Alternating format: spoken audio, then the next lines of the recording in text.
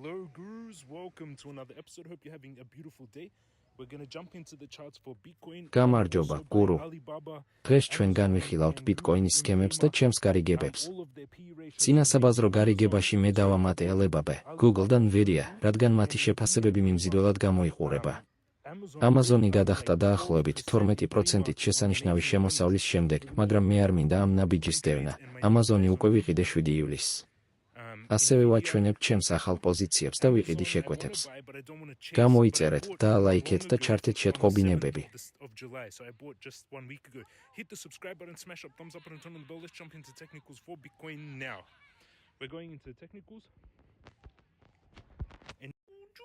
ტექნოლოგიური აქციები ძლიერად რეაგირებენ მოგებაზე. Samsung გაიზარდა დაახლოებით 26%-ით, TSM მოიმატა დაახლოებით 7, 6%-ით პლუს კიდევ 3, 9%-ით, ხოლო Amazon გაიზარდა დაახლოებით 11%-ით. შედეგები აჩვენებს, რომ ინვესტიციები ხელოვნურ ინტელექტში ანაზღაურებას იწყებს და კომპანიები მომავალ წელს კიდევ უფრო მეტ დახარჯვას გეგმავენ. Tesla ასევე ავიდა მაღლა და შეიძლება შესთავაზოს შესვლა, თუმცა მისი ფასის შემოსავლების თანაფარდობა მაღალი რჩება. Tesla was 3% yesterday, 1.5%. It could be a good time to enter Tesla. I'm going to start to build a position. მე ვიწყებ Tesla-ს პოზიციის აშენებას. ასევე დავამატე Alibaba, Google და Nvidia. Apple დაეცა დაახლოებით 7 აგვისტო%-ით, ასე რომ მე განვათავსე ყიდვის ორდერი $300 ახლოს. Bitcoin-ი დაახლოებით 63,000-ია. 4 საათიან დიაგრამაზე მე ჯერ კიდევ ვხედავ თავსა და მხრების შესაძლო შებრუნებულ ფორმირებას, ხოლო ყოველდღიური სქემა აყალიბებს დაღმავალ სამკუთხედს.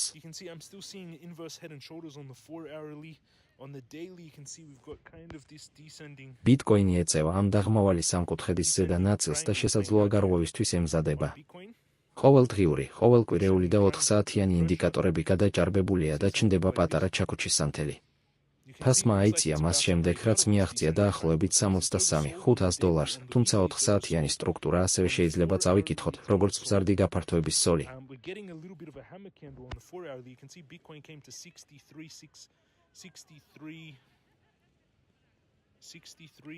ერთ საათიან დიაგრამაზე მზარდი გაფართოებული ზოლი არის მოკლევადიანი დაცემის ნიმუში, ამიტომ შესაძლებელია მცირე უკან დახევა.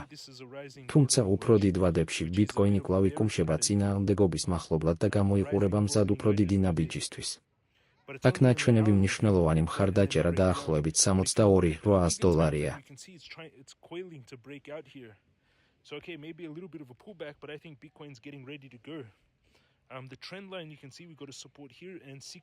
ჩემს გარიგებას დავამატებ $62,800-თან ახლოს.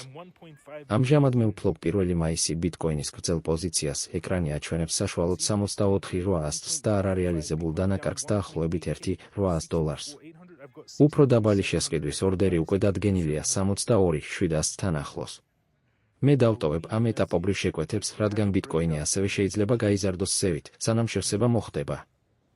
Leave it as is.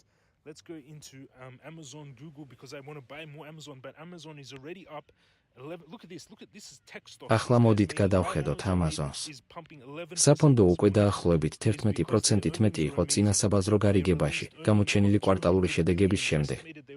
Amazon-მა გამოაცხადა დაახლოებით $200 მილიარდი შემოსავალი 3 თვის განმავლობაში და გადააჭარბა მოლოდინს, ხოლო შემოსავალი წელიწადში დაახლოებით 20%-ით გაიზარდა. ეს ხსნის მკვეთრ სვლას და მე ვაპირებ მეტი დავამატო გონივრულ ჩანაწერზე.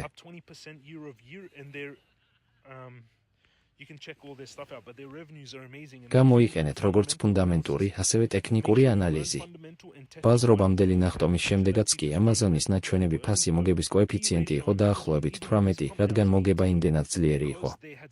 ნაჩვენები წლიური მაჩვენებლები იყო დაახლოებით $700 მილიარდი შემოსავალი და 77 მილიარდი წმინდა შემოსავალი, ხოლო ბოლო კვარტალში დაახლოებით $200 მილიარდი შემოსავალი იყო. ეს განსაკუთრებული ფიგურებია, მაგრამ მე მაინც მირჩევნია არ გავყვე გახსნის Speaks.